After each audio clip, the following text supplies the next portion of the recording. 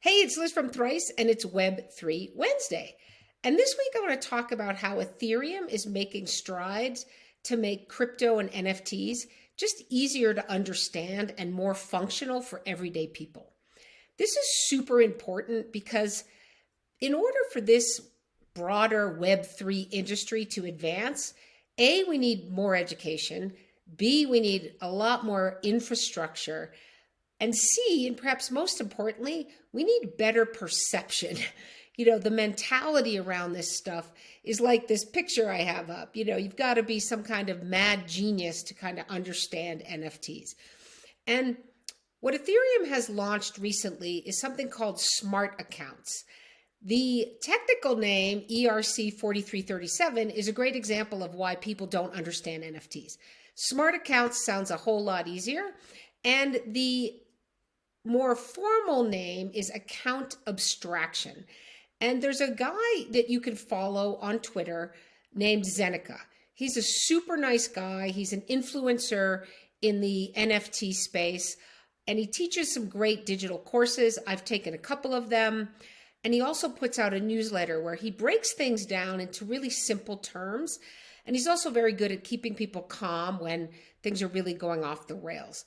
And so he recently sent an email talking about this smart accounts and some of the more important functionality that these tokens, this new protocol on Ethereum are going to have. So the thing about this that's great is that these feel like normal financial transactions that we're all used to doing in the regular world of fiat. So here are the top things that is really going to be available through these smart accounts. First, easier wallet recovery. This is really important. If you've watched any of the videos on how to set up a MetaMask wallet or a Coinbase wallet, you hear about these seed phrases. These are a bunch of words that you need to remember in order to recover your account. And there's nobody you can call and you can't get any help. Well, with this new functionality, you'll be able to use biometrics like your fingerprint or your face, just like you do with your phone today. There'll also be two-factor authentication. And you can even assign a trusted group, close family or friends or someone who could also be there to help you recover this account. The second functionality this is going to allow is bundling. And bundling is important because often when you're making a transaction, a crypto transaction or buying an NFT, there are several steps. You want to sort of approve the transaction, make the transaction, and then again, do another approval. There could be multiple steps, and each time you have to sign using a digital signature, kind of approving it along the way. And this new functionality will allow people to kind of bundle all those things into one transaction, which is kind of nice. The third thing that ERC 4337, aka smart accounts, is going to allow is sponsored transactions. So I've been given quote unquote free NFTs. You can mint for $0, but you still have to pay the transaction fees, the gas fees.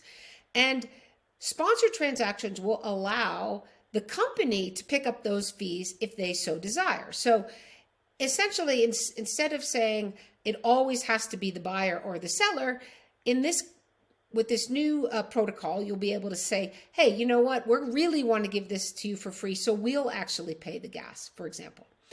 Another thing is pre-approvals. This is big for people who are doing gaming and buying NFTs within a game. You kind of want to be able to say, hey, for the next hour, for the period that I'm playing this game, if I want to buy something in this game, pre-approve this so that I don't have to stop and approve each time I want to make that transaction in the middle of the game.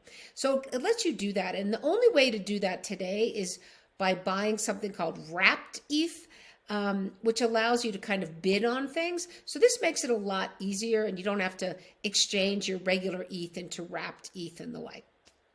And finally, along those similar lines is subscriptions. And I like to think of this as auto pay.